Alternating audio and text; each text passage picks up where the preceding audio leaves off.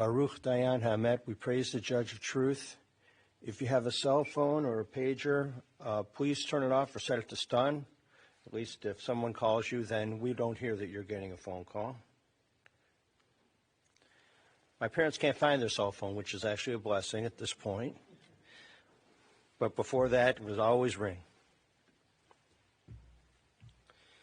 We praise the Judge of Truth, and we begin with Psalm 121 for our dear Dede. Esai enai el haharim me'ayin yavo Ezri. Ezri me'im Adonai aseh shamayim va'aretz. Al yitain lamot raglecha, al yanum shomrecha. Hine lo yanum velo yishan shomer Yisrael. Adonai shomrecha, Adonai tzilcha al yad yeminecha. Yomam hashemesh lo yekeka v'yarech belayla. Adonai yishmarcha mikol ra yishmoret nafshecha. Adonai yishmar tzedcha avoecha me'ata v'ad olam. I lift my eyes to the mountains. What is the source of my help? My help comes from the Lord, maker of heaven and earth. God will not let your foot give way. Your protector will not slumber. See, the protector of Israel neither slumbers nor sleeps. The Lord is your guardian. He is your protection at your right hand. The sun will not strike you by day, nor the moon by night. The Lord will guard you from all harm. He will guard your soul, your coming and your going, from this time forth and forever.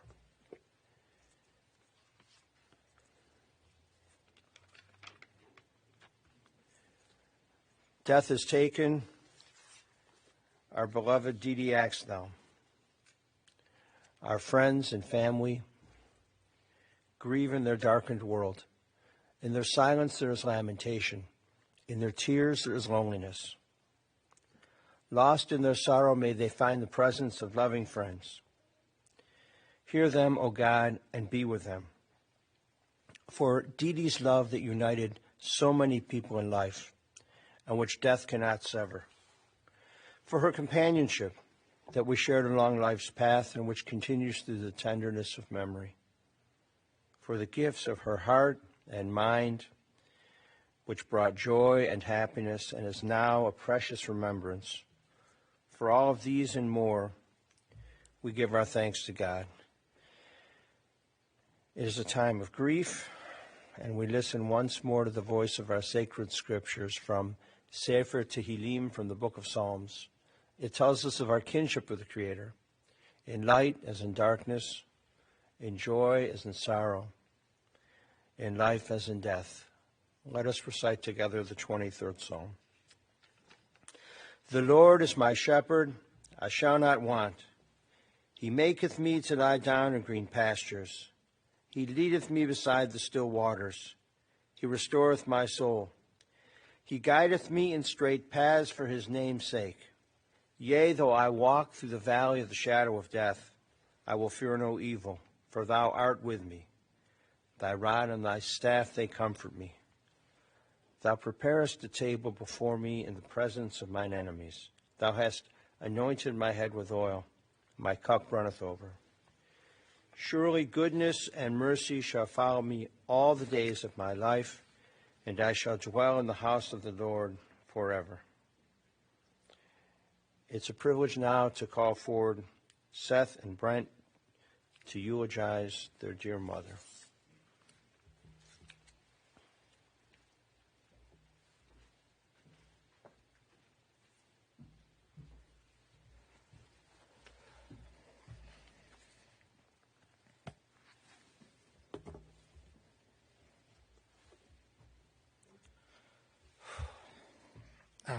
My name is Seth.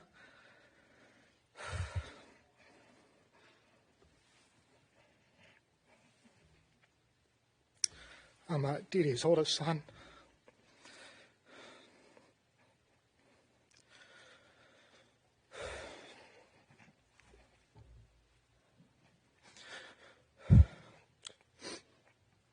Bear with me, Harold.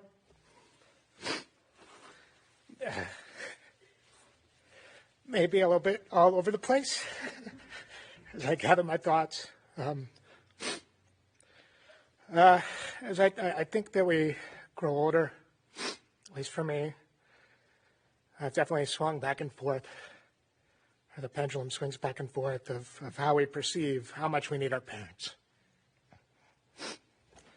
As a baby, toddler, young child, it's indisputable. You need them for everything. But as you get older, as a teenager, you start to think that you don't need your parents at all. But in reality, you need them more than ever. Fast forward, and as a new parent, you definitely want all the babysitting, but you may not always want all the parenting tips at that time. But as time goes on, you soon realize that your parents know a thing or two about raising kids. As I remember my mom,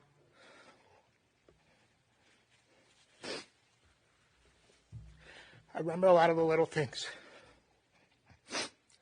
especially through the lens of being a parent myself.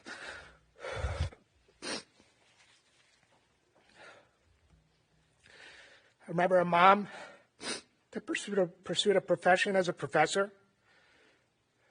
that would give her the flexibility to be home waiting for us when we get off the bus.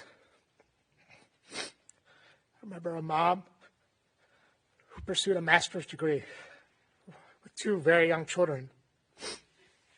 I mean, I couldn't do that. I couldn't even imagine it trying to do that. I remember when my mom was graduating and a young Jamie yelling out at the ceremony, "That's my mom." I remember a mom who sprung into action when Jamie wandered off at SeaWorld. But she had the intuition to know just exactly where she was going to find her. I remember a mom who helped us learn how to grieve when she herself had 2 miscarriages while grieving herself.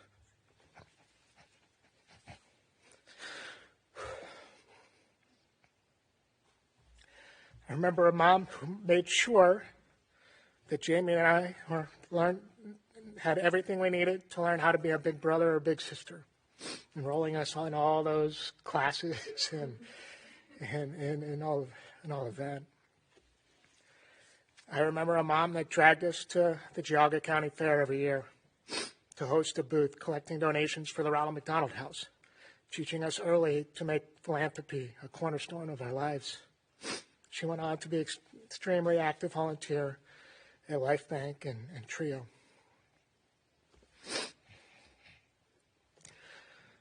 I remember a mom who pushed us into music classes, even if we never wanted to practice, or many times didn't even want to go to the lessons.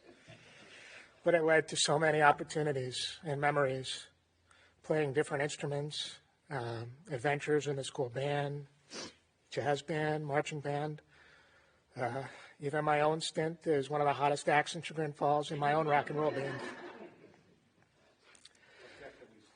Yes, maybe. I remember a mom who was at every soccer game, baseball game, band concert, school activity, every Friday night helping out with the marching band, every wrestling match, every parents' weekend and mom's weekend at college. I remember a mom who made sure that we went to Sunday school every week, waking us up early, driving us 30 minutes both ways, because faith needed to be the foundation of our life. I remember a mom that urged me to be bar mitzvahed, and I'm eternally grateful that she pushed me in that direction. I remember a mom that made sure that we always took a family vacation, no matter what.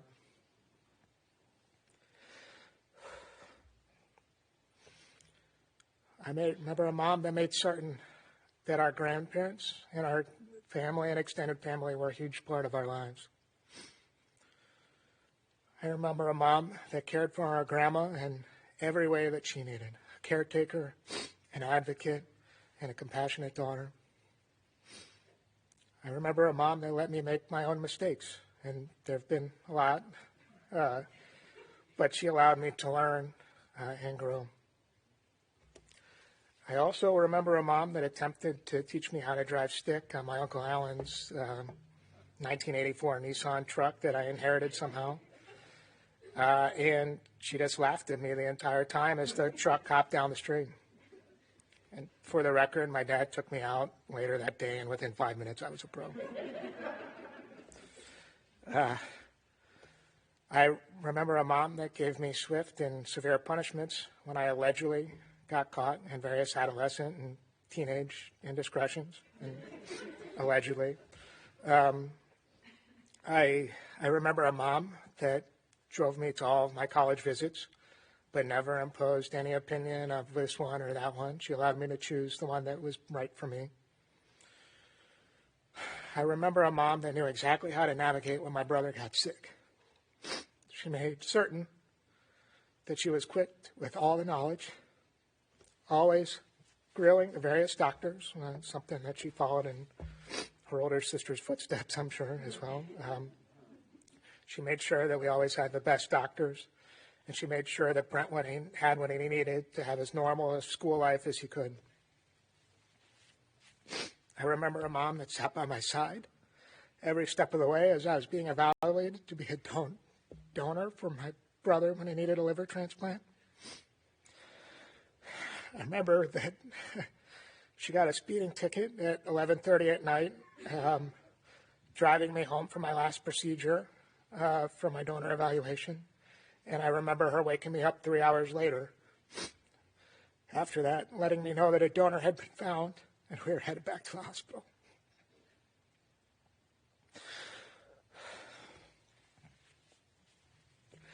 I remember a mom that accepted Beth into our family the moment that she met her, like she was her own daughter. Remember a mom that helped me navigate early adulthood, moving home after college, buying my first condo, building my first house. Remember a mom telling me many, many stories about people I either haven't seen in 20 years, or maybe I didn't even know them, but I pretended I did. I remember a mom that was there when each of my kids were born. I remember a mom that watched my oldest Addison every week once Beth returned to work from maternity leave. Remember a mom that helped us however we needed as our family grew.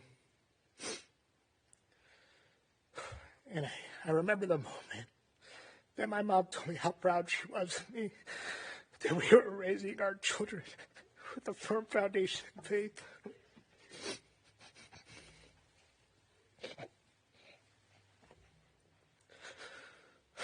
Yes, my pendulum has swung back and forth throughout my life of whether how much I felt I needed my parents.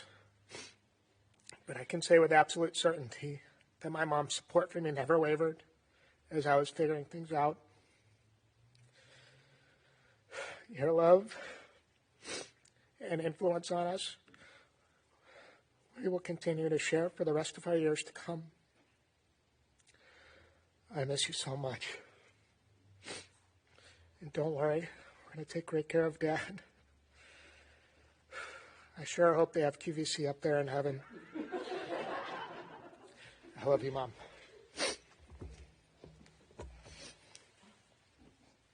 Oh, I'm supposed to wipe everything down.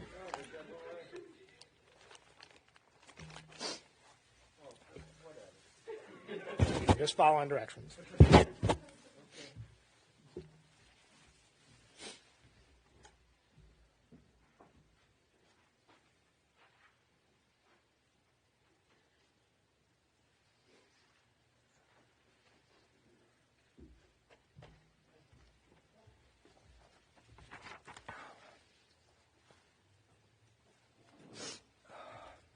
Thank you all for being here.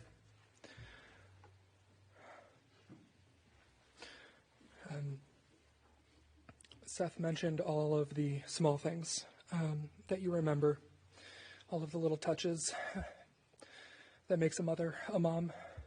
and I just want to share one of those. When I close my eyes and I think of my mom, I feel her joy. I see her smile, and I hear her laugh. Mom had a lot of ups and downs in her life,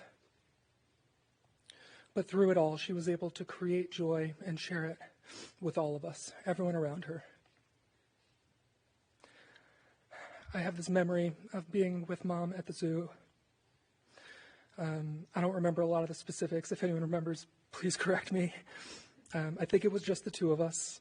I was young at the time, 8 or 9 or 10. We went into the aviary together, and then they handed us these little cups filled with nectar. And small tropical birds, like parakeets, maybe a little bigger, they come and sit on your finger and they drink from the cup. But Mom was wearing this visor. She wore them all the time in the 90s. It had a floral pattern with very bright colors. She wouldn't be outdoors without one. And the birds were fascinated with the visor. She must have had 3 or 4 birds on each arm, and a few more hopping around her shoulders and head, trying to get a closer look at the visor. And Mom was so surprised. And I could tell she was a little nervous, but she also thought it was so funny. She was giggling and grinning from ear to ear. And just that picture, it's a vision of my mom that I have in my head, and I've carried it with me all these years. And that's how I remember her, all of that joy. She was joyful. She was funny. She was sincere. She was so thoughtful. She was kind. She was strong. And she was bold. And I'm going to miss her so much. And I'm going to love her always. Thank you.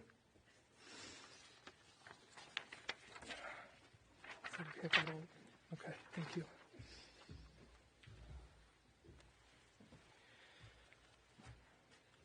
And to all of those words spoken as a prayer, let us say amen.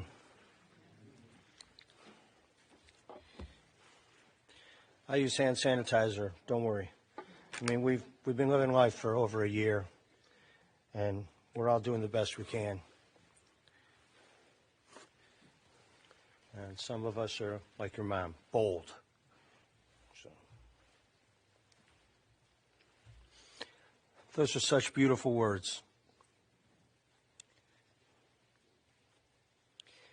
So we gather today. It is gloomy, it's cold, it's wet, but the memory of your dear Dede will brighten things up, maybe warm things up if you gather together like you'll warm one another in so many different ways. I don't think her memory will stop the rain, but in so many other ways, she will be with us and make things so much better, even in the sadness.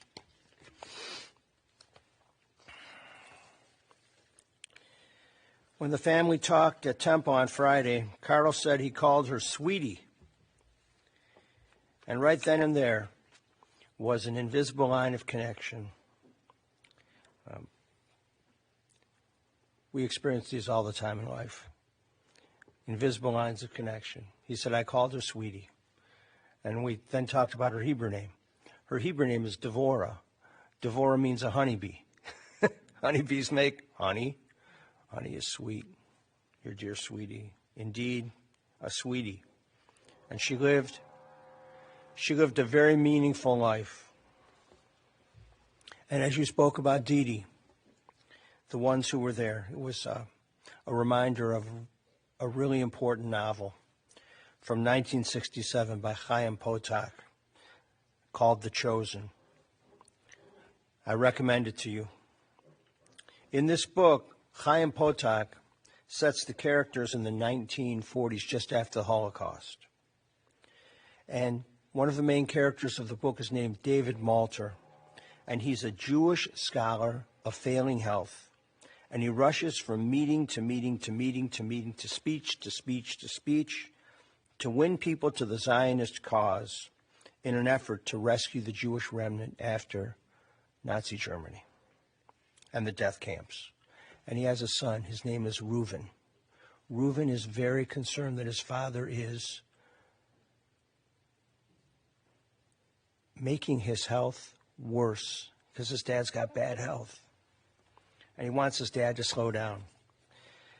And his father, David, responds to his son, Reuven, with these words. He says, I learned it a long time ago, Reuven. The blink of an eye is nothing. But the eye that blinks, that is something. A span of life is nothing, but the person that lives that span is something. The person can fill that tiny span with meaning so that its quality is immeasurable, even though its quantity is insignificant. Do you understand what I'm saying? A person must fill his life with meaning. Meaning is not automatically given. It's hard work to fill one's life with meaning. A life filled with meaning is worthy of rest. I want to be worthy of rest when I am no longer here. And as you spoke of Dede in so many ways, and things that I will share from what you said, she fills her life with meaning. This life is worthy of rest. Dede Siegel was born here in Cleveland on June 7th, 1952. Her parents of blessed memory, Sidney and Malvina. She was the baby of three. Bruce, of blessed memory, Marlene, we offer our condolences, and Dede. Life was not easy for any of the family members. Some of you may know this, but their father, Sid, died in 1953, January of 1953, leaving Malvina with an 11-year-old boy, two girls, a 4-year-old, Marlene, and a 6-month-old, Dede. Malvina did the best she could to run the Sid Siegel shoe store at Cedar Center. And growing up, the girls spent many, many hours, uncounted hours, in the basement of that store, playing with the boxes, building things, and very importantly, building their lifelong relationship. Dede graduated from Heights High School in 1970.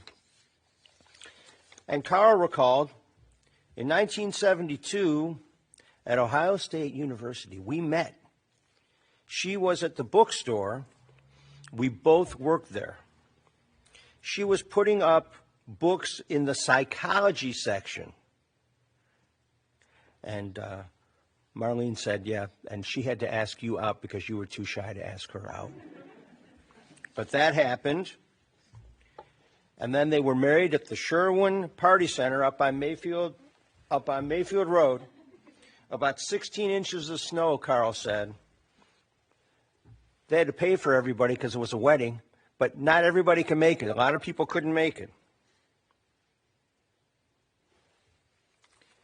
She graduated from Ohio State, June of 74, and Carl, August of 74.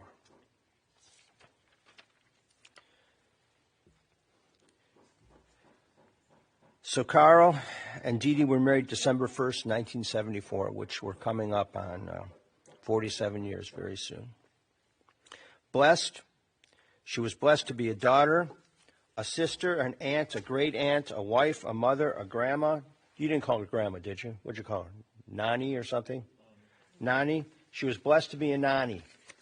She is aunt to Scott and David, David's wife Sarah, and a great aunt to Ellie and to James. Hi. You are here.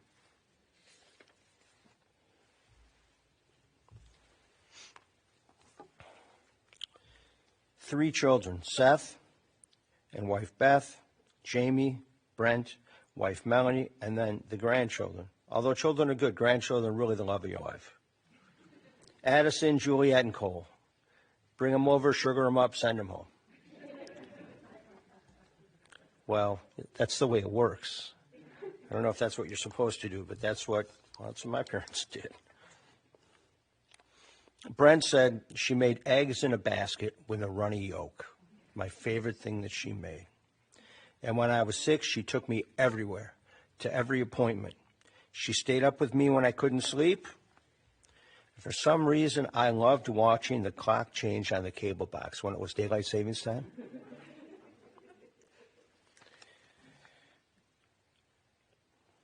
As Seth mentioned, she worked full-time, and she did all those other things, including being a room mom, and she was a band. She helped with the Disneyland trip. As a band parent, I know how those go. Those band camps and all of that. Jamie said, Mom and I took many trips together. We went to the beach. Which beach? Who? Outer Banks. Well, that's a whole area. Okay. Yes, we went to the beach, and as I got older, she was my best friend, really one of my best friends. Even with Brent's illness, she made time for me. And she's the reason I became an educator. Some of you know this already. She taught medical records at Tri-C, ICD-9 coding. She did coding clinics for hospitals, etc. She was the coding queen. She loved Mondo bread, especially at Davis Bakery. She loved the Mondo bread at Davis Bakery. Marlene said that after Dad's death, I became like a second mom to Dede. And our mom taught us how to sew and to knit, and we had a sewing room. And we made clothes, but we both made our wedding gowns. And Dede used my veil with some adjustments when she got married. She sewed Halloween costumes for the kids.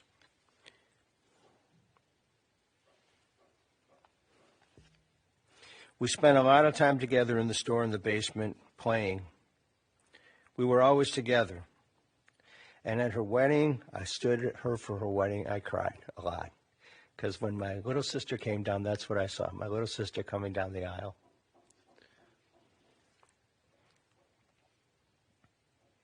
There are good times to cry. Really. I saw my little sister. And as we got older, we spent a lot of time together, and the kids would, I think you said the kids, they would joke. It was like we were like sisters together, giggling and joking together like siblings do, not like other people do, like siblings do. Spent a lot of time together. After Bruce passed, they would fly out to California. It seemed about every month, maybe 6 weeks. They would go out. They had to take care of his condo and all sorts of other stuff. And actually, they relished that time together.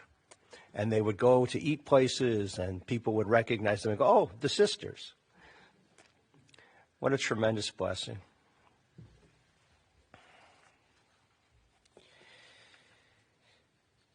So as you know, she had some very significant medical challenges over the past couple of years. And she breathed her last on Wednesday. And even in our sadness, we do find comfort in the knowledge that Dede, for her, there is no more pain or deterioration of body or mind. There's just rest and wholeness and peace. Just like the Sabbath day, just like Shabbat is a day of rest, a time of rest. So for your dear Nani and aunt and great aunt and wife and mother and sister and friend, it's a day of time of rest for her. Her soul is returning to God to be with the souls of her dear relatives and friends and ancestors of our people. We learn this in Ecclesiastes chapter 12, verse 7. The dust returns to the earth as it was. The spirit returns to God who gave it.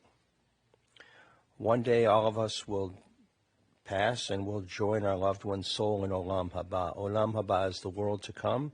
It's an eternal time. This is a place. When we get to the cemetery, that's a place. Olam Haba is a time. Our souls will be together with our loved ones. God will take care of the souls of our loved ones. The family has allowed us to send along a well-prayed-from High Holy Days prayer book and a Passover Haggadah with her in the casket. It's a mitzvah to escort the body of your loved one to its final resting place. And it's also a mitzvah, a good deed, to provide respectful burial for holy books of our tradition. We've included a Passover Haggadah in particular because during Pesach, during Passover, we recall and we give thanks for our ancestors' ancient liberation from Egyptian slavery. We are free today because of God's deliverance so many, many years ago. And now Dede is free from these difficulties, her physical illness. She's been liberated from them. You have many, many memories of Dede Axthelm, and your memories are filled to overflowing. We give thanks to God for the gift of this life, and as we think of it, 69 years, you think it's really not enough, and it's not enough. We would have hoped for many, many more, and we would have hoped for them in health. So as you think of her, be a good friend and a companion and a help. You should watch the cable box switch with people, because that's like 2 in the morning. If you stay up to 2 in the morning with somebody, you know you're really helping them out. And it's not like showing up at 10 a.m. It's like 2 in the morning. So make sure you are helpful to others and do these things in Dede's loving memory.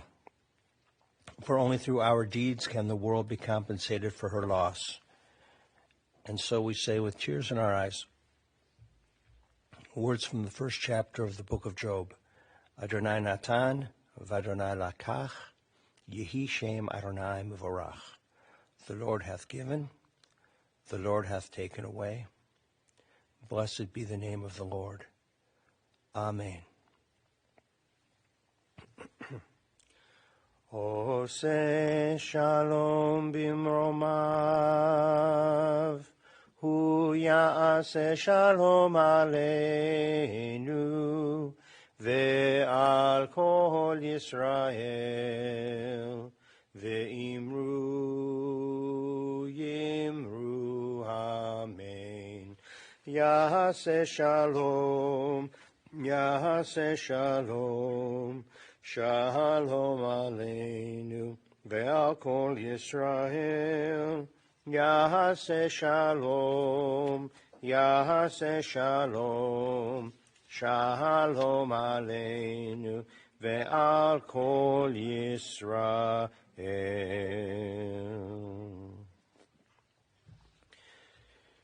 In a moment, we'll rise for El Malei Rachamim, and then we will go in procession to the cemetery in, I can't remember the name of it, South Russell Village Cemetery.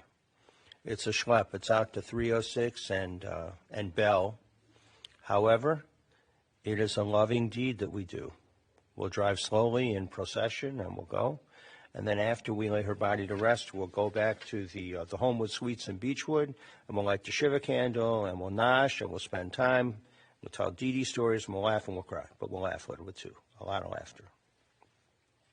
We'll say Kaddish for her at the grave, and then we will recite Kaddish for her at our synagogue every Friday night for the next month, and every Wednesday afternoon, because the kids need reps in Hebrew school for the Kaddish, and every Sunday morning, the kids need reps in the Hebrew school for the Kaddish as well. So Dede will get a lot of praying for her soul. It'll be a privilege to do so. And the family has also asked that if you can, think of places to make donations. Please, among all the places, please donate to Life Bank or to Trio in her loving memory, and other places as well, but please consider those places first. Please rise for El Malei Rachamim.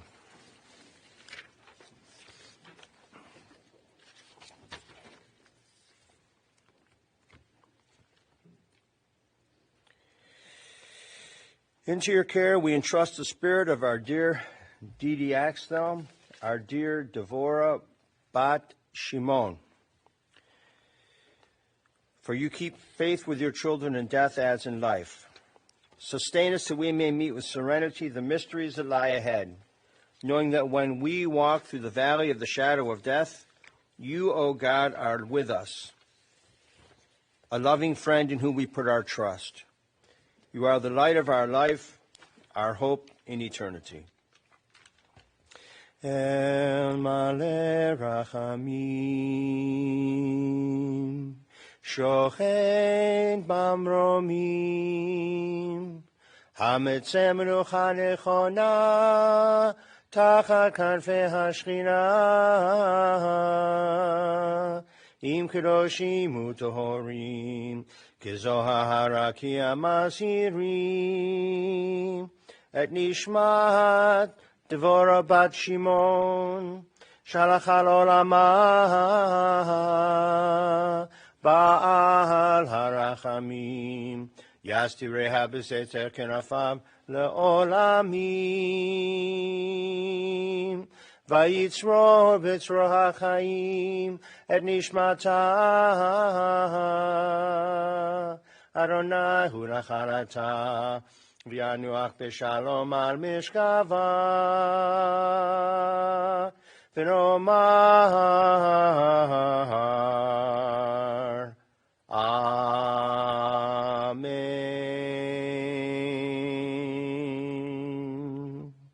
Compassionate God, eternal Spirit of the universe, grant perfect rest in your sheltering presence to Dede Axthelm, our loved one who has entered eternity. O God of mercy, let her find refuge in the shadow of your wings, and let her soul be bound up in the bond of everlasting life. God is her inheritance. May she rest in peace, and let us say, Amen. The gentleman here will now give us directions as we go in procession. If you're not going to the grave and you want to meet us at the Homewood Suites, I imagine will probably be about an hour and a half from now, by the time we get out. So, and how long will you be there? The family will be at Homewood Suites until 8 p.m. tonight. This concludes our service here at the funeral home.